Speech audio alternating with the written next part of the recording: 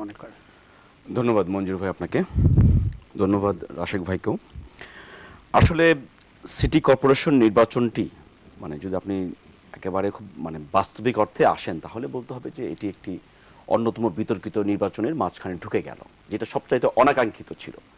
যেহেতু সরকার অলরেডি একটা ব্রুট মেজরিটির জোরে ক্ষমতায় ছিল, 5ই জানুয়ারি একটা নির্বাচন হয়েছে, সেখানে জনগণের সাথে একটা নেটওয়ার্কিংয়ের প্রবলেম ছিল, বিরোধী দলের সাথে আস্থার একটা সংকট ছিল, গৃহপালিত বিরোধী দল আছে, দেখতে অদ্ভুত কিমাকার লাগছে। এর মাঝখানে সরকারের একটা সুযোগ ছিল যে অন্য আরও লোকদেরকে অ্যাকোমোডেট করা যায় কিনা। এখন ওই যে কথা আছে না, যারা ক্ষমতায় থাকে তাদের মধ্যে সিন্দাবাদের ভূত কাজ করে মাথার মধ্যে। তো ভূতকে আমি আপনি যতই জনগণ আশাবাদী হই, ভূত তাদেরকে ততই চেপে বসে। তো ভূতের কাজ কারবারের সাথে তাদের কাজ করা মিলে যায়, কারণ যেহেতু সরকারে থাকলে সমস্যাটি হচ্ছে কি, দুটো জিনিস প্রবলেম হয়। একটা হচ্ছে চশমারে থাকে টিনের, এটা দিয়ে কোনো কিছু আগে দেখা যায় না, আর ভাবনারই থাকে ভূতের। এই টিনের চশমা আর ভূতের ভাবনা দুই এক মিলে নাগরিক জীবনকে সংহার করার জন্য যতগুলি উপাদান দরকার, সেটা সরকারের মধ্যে কাজ করা শুরু করে। আর বিশেষ করে তৃতীয় বিশ্বে এই সংকটটি আরো বেশি প্রবল হয়, সংকটটি আরো বেশি কঠিন হয়ে যায় যখন সেটার সাথে আবার নির্বাচনকালীন সংকট থাকে। কারণ একটা বৃহৎ অংশ মনে করছে যে যারা আমাদেরকে রুল করছে তারা আমাদের দ্বারা নির্বাচিত না, আবার যারা রুল করছে তারা ভাবছে যে যে কোনো somehow we have to be in পাওয়ার। এই সংকটগুলি কিন্তু রাজনীতিকে সবসময় তাড়িত করে বেড়াচ্ছে। আর বড় সংকটটি হয়ে যাচ্ছে যে আমাদের দেশে বিশেষ করে আমরা নির্বাচনকালীন যে রাজনীতি আমাদের দেশে দেখে আসছি গত 90 পরবর্তী, যদি আমরা ধরি মঞ্জু ভাই, তাহলে সবসময় আমরা দেখেছি কখনো বিএনপি কখনো আওয়ামী লীগ একটা পজিশন অপোজিশন ছিল।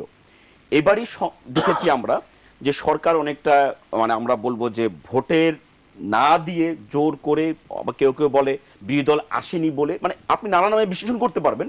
বাট সংকটটি রয়ে গেছে এভাবে যে একটা পক্ষ সম্পূর্ণ দেশের পুরো সিস্টেমের বাইরে অবস্থান করছে, আরেকটি পক্ষ তারা যে কোনো কিছুকে যে কোনো মূল্যে টিকে থাকার চেষ্টা করছে। ফলশ্রুতিতে শুভ বুদ্ধিগুলি আর কাছে আসতে পারছে না। সেটা আমি শুধুমাত্র একেবারে আমি সরকারের উপর চাপিয়ে দিব তা না, কিছু কিছু ক্ষেত্রে দায়বদ্ধতা বিরোধী দলেরও থাকে, আবার যারা বিরোধী দলের বাইরে আমরা যারা নাগরিক কাজ করি তাদেরও থাকে। কিন্তু সংকটটি যে 5ই জানুয়ারি যেখানে ছিল, সরি টু সে মঞ্জু ভাই, সংকটটা কিন্তু ওই সিটি কর্পোরেশনের উত্তরণের জায়গাটি আমরা সবসময় খোঁজার চেষ্টা করেছিলাম। আপনি অনেক জায়গায় কথা বলেছেন, আমি দেখেছি প্রত্যেক ক্ষেত্রে যে একটা নতুন উত্তরণের জায়গা হয়তো আমরা খুঁজে পাবো এটা দিয়ে। কিন্তু একেবারেই বাস্তব একেবারে যেই ভোটের সংস্কৃতিটা আমরা একবার প্র্যাকটিসের মধ্যে নিয়ে এসেছিলাম, কারণ পৃথিবীর কোনো দেশই ভালো খেলে তার ট্রফিটা কখনো বিসর্জন দিতে চায় না। কিন্তু আমরা দেখলাম যে সরকারের অনেক ডামাডোলের মধ্যে ভালো ভালো অনেক ডেভেলপমেন্ট, যেমন আমরা এখনই দেখলাম যে 551 কোটি টাকার মধ্যে একটা বরাদ্দ দেখলাম ফর হোয়াট, যেটা এটা ওয়ান কাইন্ড অফ ডেভেলপমেন্ট, যেখানে এটা নতুন বিমানবন্দর হবে, এখানে অনেক লোকের এমপ্লয়মেন্ট হবে, গুড সাইন। কিন্তু পৃথিবীর কোথাও ডেমোক্রেসির মধ্যে বলা নেই যে ডেমোক্রেসি আর ডেভেলপমেন্ট কখনো কনফ্লিক্ট করে। আবার এই ডেমোক্রেসি ডেভেলপমেন্ট বরং আমরা দেখেছি দুটো যদি সহাবস্থান করতে পারে বা একসঙ্গে হাঁটতে পারে, তাতে বরং নাগরিকরা স্বস্তি ফিল করে, বিরোধী দলরা কমফোর্ট ফিল করে, ইভেন যারা শাসক থাকে তাদের জন্য একটা সেফ এক্সিট অলওয়েজ থাকে, যে ওকে will testify by the people, people যদি আমাদের না চায় আমরা উইল লিভ দ্য পাওয়ার, আমরা আবার পিপলের জন্য কাজ করবো, জনগণ আমাদেরকে আনবে। কিন্তু এই গ্যাপটি থেকে সরল করে যদি বলি এক বাক্যে ওনার কাছে যাবার আগে, তার কি আমরা যেই স্বস্তির কথা আপনি আমার রেফারেন্সে বললেন সংকটটি থেকে যে নির্বাচন পূর্ববর্তী যে পরিস্থিতি, আমরা কি ওরকম একটি সংকটজনক পরিস্থিতির দিকে আবার এইভাবে দেখা যাবে যে 5ই জানুয়ারির পরে যে সংকটটি ছিল সেটা হচ্ছে কি, আপনি ভাবছেন যে বিরোধী দলকে ছাড়া আপনি দেশ চালাবেন, সিম্পল কথা। আপনি বিরোধী দল করেছেন, তাকে মন্ত্রী দিয়েছেন, বিরোধী দলের ওনাকে আবার হাসপাতালে নিয়ে গিয়েছেন, বিশেষ দুধ বানিয়েছেন, এগুলো অনেক হাস্যকর গল্প টল্প আমরা জোকস আমরা গণতন্ত্রের প্র্যাকটিসে দেখছি, ঠিক আছে, ওটা আপনি আপৎকালীন সময়ের জন্য করেছেন, আমরা ধরে নিয়েছিলাম যে ঠিক আছে একটা ইন্টেরিয়াম টাইপ। কিন্তু যখন সিটি কর্পোরেশন নির্বাচনটা আপনি দিলেন, আপনি দেখেন যাদেরকে আপনি ধরছেন যে তারা আসুক সিটি কর্পোরেশন নির্বাচন, তাদেরকে আপনি ওয়েলকাম করেছেন, প্রভোকও করেছেন না আসার জন্য, আবার করার জন্য বলেছেন, এসেছে। আসার পরে কিন্তু আপনার কাছে একটা বড় অপরচুনিটি ছিল তাদেরকে অ্যাকোমোডেট করে নেওয়া যে কোনো মূল্যে। আমি বলছি না যে আপনি তাকে ছেড়ে দিবেন, I am not saying that one, but অন্তত জনগণকে আপনি ওই সুযোগটা দিবেন যে 5ই জানুয়ারি যেহেতু আমি জনগণকে সুযোগ দিতে পারি নাই, এই জন্য দায় হয়তো অনেকের হবে, যেহেতু chair I was in chair, so আমার দায়টি আর এড়ানোর কোনো সুযোগ নাই। আমি শাসক হিসাবে, আমি রুলার হিসাবে, আমি যদি সেবক বলি আমার ভালো পজিটিভ অর্থে, তারপর জনগণের কাছে যাওয়ার একটা সুযোগ আমার ছিল, যেটা আমি নিজেই আবার নষ্ট করে ফেললাম। জনগণকে বললাম ভোট কেন্দ্রে আসার জন্য, ভোট কেন্দ্র বন্ধ রেখে রাতের আধারে বন্ধ করে, এগুলি অনেক কথা হয়েছে, আমি ওখানে গেলাম না, বাট এই সংকট থেকে গেল এবং এই ভোটটি যেরকম আপনারা আমরা প্রত্যাশা করেছিলাম সেই জায়গায় তারা হলো না। আরো শুনবো প্রত্যাশা কি। ধন্যবাদ মঞ্জু ভাই আমাকে সুযোগ দেওয়ার জন্য আরেকবার। আসলে আমরা যদি গভীরভাবে রাশিদ ভাইয়ের কথাটা শুনি তাতে কিন্তু এই জিনিস একটা সমাধান চলে আসে। সমাধান কিভাবে? উনি ওনার বক্তব্যের খুব বড় একটি অংশ বিএনপিকে নিয়ে কথা বলেছে। ওনারা খেতে ঘুমাতে দেখেন বিএনপি, রাতে ঘুমানোর সময় বিএনপি, জেগে থেকে বিএনপি, খাওয়ার সময় বিএনপি, ইভেন টক শোতে বিএনপিকেই ওনারা মানে ঘরের ভিতর বা ছায়ার মতো ওনারা অনুসরণ করতে থাকেন। দুটো কারণ, একটা শুধু একটা কারণে চোখ বন্ধ করলেও বিএনপি। এই কারণেই যে বাংলাদেশের আওয়ামী লীগের রাজনীতিকে এই যে একচ্ছত্র একটা ফ্যাসিবাদী রাজনীতিকে একটা সুন্দর জায়গায় নিয়ে আসার জন্য বিএনপি আসার পরে আওয়ামী লীগ একটা রাজনীতির ধারাতে চলে এসেছিল। কেন? কারণ আমরা দেখেছি স্বাধীনতা উত্তর বঙ্গবন্ধু যখন ছিলেন ক্ষমতায় তখন আওয়ামী লীগের সাথে একটা অসম শক্তির একটা রাজনীতি চলছিল। জাসদ দেখছেন আপনি, অনেক ধরনের রাজনীতিটা সম্পূর্ণ হিংসাত্মক রাজনীতি ছিল, যেটা জনগণের সাথে সম্পৃক্ততা কম ছিল, জনপ্রিয়তা ছিল অনেক, কিন্তু রাজনীতিটা ছিল ভুল পথে, যেটা আমরা পরবর্তীতে বুঝতে পেরেছি। একমাত্র বিএনপি আসার পরে আমি বলবো যে আওয়ামী লীগ অন ট্র্যাক। শুধু আওয়ামী লীগের ধন্যবাদ অবশ্যই বিএনপিকে দেওয়া উচিত, বিশেষ করে শহীদ রাষ্ট্রপতি জিয়াউর রহমান আওয়ামী লীগকে পুনর্জীবন দেওয়ার পরে এরপর থেকে খালেদা জিয়ার সাথে 90-এর স্বৈরাচার বিরোধী আন্দোলন, তারপরে নির্বাচন, প্রতিটা ক্ষেত্রে আওয়ামী লীগ কিন্তু ধীরে ধীরে অনেক কিছু বিএনপি থেকে অর্জন করেছে। তার মানে ওনারা কেবল আওয়ামী লীগ ভাবেন আর বিএনপি সারাক্ষণ আওয়ামী লীগের সুপথ বা ভালো মঙ্গল চিন্তা করেই পথ চলা নিশ্চিত করেন, বিষয়টা এরকম? আমি বলবো এরকমই। কারণ আমি কেন বলছি এরকম, এই মানে কথার জন্য বলবো না, এই কারণে বলছি যে বাংলাদেশের রাজনীতিতে আপনি যেভাবেই দেখেন বিএনপি এবং আওয়ামী লীগের অ্যাকোমোডেশনটাই বাস্তবতা। এই দুটো দলের সহ অবস্থান আমাদের ডেভেলপমেন্ট, ডেমোক্রেসি, এই যে কথা বলছি, যাই হোক, এগুলিকে আরো বেটারমেন্ট করবে দুটো দল যত কমফোর্টভাবে পলিটিক্স করতে পারবে। এখন প্রবলেমটি হচ্ছে কোথায়, তারা এই স্খলনটা কিন্তু ছিল না আগে। আগে কিন্তু আমরা দেখেছি আওয়ামী লীগ বিএনপি মোটামুটি তারা রাজনীতি একইভাবে করেছেন। যেমন একটা ভালো কথা বলেছেন যে আরাফাত রহমান কোকো যখন মারা গিয়েছেন প্রধানমন্ত্রী দ্রুত দৌড়ে ওনার বাসায় গিয়েছেন। একইভাবে আমরা দেখেছি ওয়াজেদ মিয়া সাহেব যখন মারা যান, ডক্টর ওয়াজেদ, খালেদা জিয়া তৎক্ষণাৎ ওনার বাসায় গিয়ে হাজির হয়েছেন। এই শিষ্টাচারগুলি আমাদের রাজনীতিতে এখনো আছে, কিছু অস্বীকার করার উপায় নেই।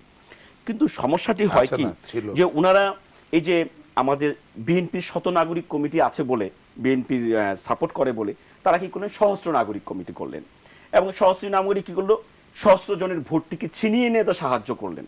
সহস্র নাগরিক কমিটি যদি বলতো যে ঠিক আছে আমরা একটা ভ্যানগার্ডের কাজ করব, নির্বাচনকে কনফার্ম করব, উনি যে উপাদানগুলি বলেছেন এই উপাদানগুলি প্রতিটি কথা যদি সত্য হতো, ভালো হতো, রাজনীতিটা আরো সামনে এগোতে পারতো। কিন্তু আমি মনে করবো ওনার মতো যে মানে যেভাবে উনি চিন্তা করেছেন, যেভাবে ভেবেছেন, যে বাস্তবিক অর্থে প্রয়োগ করতো আওয়ামী লীগ, তাহলে আওয়ামী লীগ আরো ভালো পথে যেত। সমস্যাটি হচ্ছে চিন্তাটা একরকম, ভাবনাটি আরেক রকম, কর্মটি আবার আরেক রকম। ফলশ্রুতিতে আপনি যেটা বললেন যে সংকট কি থেকে যাচ্ছে কিনা, সংকটটি থেকেই যাচ্ছে। আমি একটা কথা বলি যে সবচেয়ে বড় জিনিস যেটা আর কি, যেমন ওনারা বললেন যে ভোটের রেশিও বেশ ভালো ছিল প্রথম দিকে। একটি প্রার্থী যখন নির্বাচন করে, তারা যখন কোটি কোটি টাকা, আমাদের দেশের যে রাজনীতির যে প্রেক্ষাপট, অনেক এক্সপেন্সিভ নির্বাচন, মেয়র নির্বাচন বিশেষ করে, কোনো প্রার্থী চায় না, কোনো অবস্থাতে কোনো দলও চায় না একটা লোভনীয় পথ ছেড়ে দিয়ে ইলেকশন বর্জন করে তারা কিছু অ্যাচিভ করতে পারে। কারণ বর্জনের মধ্যে খুব বেশি অ্যাচিভমেন্ট থাকে না। বিশেষ করে আমাদের যেখানে গণতান্ত্রিক প্ল্যাটফর্ম যেখানে বজায় থাকে, আর বিশেষ করে যেখানে নির্বাচনটি মুখ্য হয়ে যায়, মানে আপনি যাওয়া আসার মধ্যে 1,21,003টা ভোট আল্লাহর রহমতে ওনাদের গণতান্ত্রিক প্রক্রিয়াতে বাতিল করতে হয়েছে।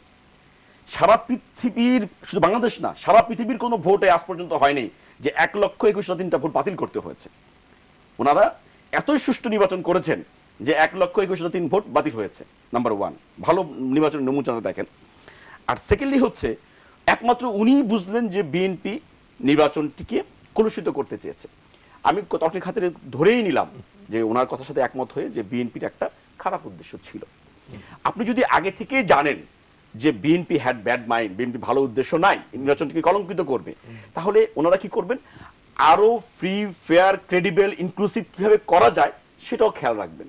ওনাদের দেখেন ওনারা করলেন কি, ওনারা এটা না করে ওনারা ওই মানে নিজেদেরই, যেমন ওনাদের সবচাইতে কাছের বন্ধু তো হচ্ছে মানে তাদের দুধ বানিয়েছে, সেই দুধের কিন্তু জামানত বাজেয়াপ্ত, এবং অন্যান্য যারা প্রার্থী, যাদেরকে ওনারা প্রমোট করে প্রার্থী করিয়েছেন, অনেককেই নাম বলতে চাই না, তাদের কিন্তু খুঁজেও পাওয়া যায়নি, মানে ভোটের চাইতেও পাওয়া যায়নি, ভোটের ফলাফলও পাওয়া যায়নি। আর যাদেরকে ওনারা অমানুষ বলেছেন, ওনাদের দৃষ্টিতে একেবারে কনফার্ম শত্রু বানিয়েছেন, যদিও তারা জনগণের আরেকটা পক্ষ।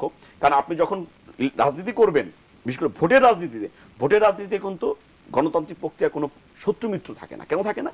রাজনীতিতে একটা শব্দই হচ্ছে যে any time it could be turn. আজকে যে ভোটার আপনাকে ভোট দিবে না, কালকে আপনার বডি ল্যাঙ্গুয়েজ, আপনার কি বলে ডেমোক্রেসির ডেলিভারি দেখে সে মুগ্ধ হয়ে আপনাকেই ভোট দিবে। একসময় আওয়ামী লীগ ও বিএনপির বন্ধু হতে সেই পারে। জায়গাটার মধ্যে উনি বলছেন, উনি সেই আল্লাহর রহমতে 2500 বছর আগে একজন চৈনিক সেনাপতি, আমি ওনার কাছে যাওয়ার আগে চৈনিক সেনাপতির উল্লেখ করে উনি বলেছেন, যখন once you know who is your main enemy and you will identify yourself how you will be, then you will be confirmed in the rest in the win or something like that. আমি তার সাথে বিনয়ীভাবে বলছি, এটা সম্পূর্ণ 2500 বছর আগে হয়তো যখন মানে টাকঢুম মানে আপনি তলোয়ার দিয়ে ফাইট করবেন, দ্যাট ওয়াজ ওকে। বাট যখন আপনি ব্যালটের যুদ্ধটা করবেন, সভ্যতার কথা বলবেন, গণতন্ত্রের কথা বলবেন, তখন এই বালখিল্যতা ছেড়ে দিলে আমরা যদি ব্যালটের উপরে নির্ভর করতাম, তাহলে অন্তত বঙ্গবন্ধুর কন্যাকে কেউ বলতে পারতো না যে মানে ভোটটা কেন, আমার ভোটটা আমি দিতে পারলাম না কেন। কারণ আমার কথা হচ্ছে যে বাংলাদেশের যিনি জাতির পিতা, যার দল ক্ষমতার, যার কন্যা এখন প্রধানমন্ত্রী, তিনি ভোটের ভাতের কথা বলবেন, ভাতটা আমাকে দিয়ে ভোটটা নিয়ে যাবেন, আপনারা চলে যান, আমার ভোট আমি দিব, তোমার ভোটটা আমি দিব। এটা তো আসলে আর উনি যাই বলুক, আমার মনে হয় যে এটা অন্তত আর যাই মেনে নেওয়ার মতো অবস্থায় নাই আর কি বাংলাদেশের জনগণের। প্রত্যাশাটা কি? মঞ্জুর ভাই, জিনিসটা আসলে কথাটা সরল প্রশ্ন, উত্তরটা সরল দিতে পারলে খুব ভালো লাগতো নাগরিক হিসেবে, যে ঠিক আছে একজন মেয়র হয়েছেন, শুভকামনা থাকবেই আমাদের, নতুন তারা প্রত্যেকেই নতুন যারা যারা হয়েছেন। ওই এখন প্রবলেমটা হচ্ছে কি, মানে রাশিক ভাইয়ের কথার সাথে যদি আমার নাগরিকরা এক হয়ে যায়, তাহলে প্রবলেম হবে কি যে 29 তারিখে বাংলাদেশের যে গণমাধ্যমে যে নিউজগুলি করেছিল তার সাথে নাগরিক ভাবনার কোনো মিল থাকবে না। হ্যাঁ, আমি যদি 6 জানুয়ারি চিন্তা করি যে ঠিক আছে 5 জানুয়ারি নির্বাচনটি হয়ে গিয়েছে, এখন নাগরিক হিসেবে আমি দেশের প্রধানমন্ত্রীর কাছে কি আশা করি, আপনি যদি প্রশ্ন করে থাকেন, একইভাবে মেয়রদের কাছে একই প্রশ্ন থাকতে পারে যে তারা নতুন এসছে, তাদের কাছে কি প্রত্যাশা। প্রত্যাশা তো সুশাসনই চাবো, গুড গভর্নেন্স চাবো, তারা ভালো কিছু নাগরিককে সমস্ত কিছু করবে। তবে ওনারা যে মিথ্যা প্রতিশ্রুতিগুলি দিয়েছিলেন সিঙ্গাপুর বানিয়ে দেবেন, সেটা কখনোই পারবেন না, কারণ এটা সম্ভব না। বাট সমস্যাটি হচ্ছে কি, এরপরও যেটা প্রবলেম সেটা হচ্ছে যে নাগরিক হিসেবে আমরা সবসময় চাই যে যে ব্যক্তিরা আমাদেরকে গভর্ন করবে, আমাদেরকে সার্ভিস দিবে, তারা নাগরিক বান্ধব হবে। এই প্রত্যাশাটা কিন্তু আমাদের সবার কাছে থাকবে, সেটা কোন দল সেটা আমরা দেখব না। কিন্তু প্রবলেমটি হচ্ছে এটাই যে জন্মটা যদি আপনার আচ্ছাদনটা যদি খুব ক্লিন থাকে, সেই আচ্ছাদনটা কিন্তু যে কেউ কমফোর্ট ফিল করবে। এখন আপনি একটা বিতর্কিত একটি ভোট চুরি মহোৎসবের মধ্যে মেয়র হয়ে এখন যদি বলেন যে আমি জনগণের মেয়র হয়েছি, এবং আপনি যদি ওই সরকারের সাথে একইভাবে সব কিছুকে ট্রিট করেন, তাহলে হবে কি মানুষের সাথে আপনার যে কানেক্টিভিটিটা দুর্বল হয়ে আছে, এটা আরও দুর্বল থেকে দুর্বলতর হবে। তবে আমি মনে করি একটি জিনিস মন্তব্য যেটা চিটাগংয়ের মেয়র করেছেন গতকাল, যেটা খুব হাস্যাস্পদ হয়েছে, উনি বলেছেন যে আজমল নাসির সাহেব সাংবাদিকদের সাথে কথা বলছেন একটা পর্যায়ে, উনি বলেছেন যে উনি সাংবাদিকদের থাপড়াইতে নাকি এই পর্যন্ত এসছে, মানে একেবারে অন এয়ারে কথাটা এসছে। উনি বলেছেন যে সাংবাদিকদের আমি চিনি, তাদেরকে থাপড়াইতে আমি এই পর্যায়ে আসছি। সো আমি আসছি, সবাই সবকিছু শুনবে এমন না, সব তো সবাই জানবে তাও না, বাট আমি আপনাকে তো অন এয়ারেই বলছি। সুতরাং you have to find for that যে আসলে উনি এই কথাটা বলেছেন কিনা, আর বললে কেন, কোন কনটেক্সটে বলেছেন, আর যাতে আগামী দিনে না বলে সেটাও চিন্তা করা উচিত। আমি বলছি সুতরাং না, টিভিতে রাখবে না, আমি কোট করেই বললাম আজমল নাসির সাহেব কথাটি বলেছেন। এখন আপনার কথা হচ্ছে সবই টিভিতে আসবে এমন না, আমি আপনাকে বলছি আমি বললাম, এখন নিশ্চয়ই তথ্য দিয়ে আমি বলেছি, উনি একটা মিটিং এর মধ্যে বলেছে, আমি একটা অন এয়ারই বলছি। আমি বিনীতভাবে আহ্বান জানাবো, ওনারা যেহেতু জনপ্রতিনিধি দাবি করছেন, ওনাদের উচিত এই জিনিসটাকে রেকটিফাই করা, কারণ ওনারা এখন একটা চেয়ারের মধ্যে আছেন। নাগরিক হিসেবে আমরা আশা করবো ওনারা নাগরিক বান্ধব হবেন, এবং যতটুকু ওনাদের সীমিত সামর্থ্য আছে সেটা দিয়ে সর্বোচ্চটা দেওয়ার চেষ্টা করবেন, এবং পাশাপাশি নাগরিকদের সাথে ওনাদের যে নেটওয়ার্কিংটা যে কোনোভাবেই হয়েছে, দুর্বল হয়েছে, এটাকে আগামীতে খুবই আশার। আমি খালি সাংবাদিক হিসেবে এটুকু বলবো, এই ধরনের মন্তব্য করলে ইতিমধ্যে ঢাকা এবং চট্টগ্রামের সাংবাদিকদের মধ্যে এক ধরনের ঝড় বইতে দেখলাম। তবে আমি নিশ্চয়ই আমি চেক করব, আপনি একটু চেক করবেন, আপনার সুযোগটি আছে। উনি এই কথাটি বলেছেন বলেই আমি আপনাকে বললাম, এবং আশা করব এই কথাটা অবশ্যই এটা শুধু কেবল আজমল নাসির না, কোনো রাজনৈতিক নেতৃবৃন্দের মধ্যে আমরা এটি কোনোভাবে বলার সুযোগ নেই। জানাবে রাশিক।